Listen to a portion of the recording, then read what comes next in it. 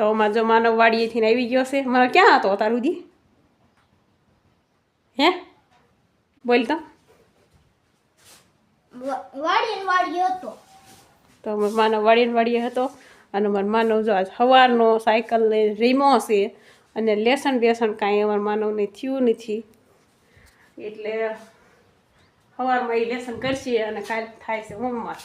એટલે ભાઈને તાવરું માંડ નિશા જવાનું થાય છે ને તાવરું લેસન માંડ થઈ જશે.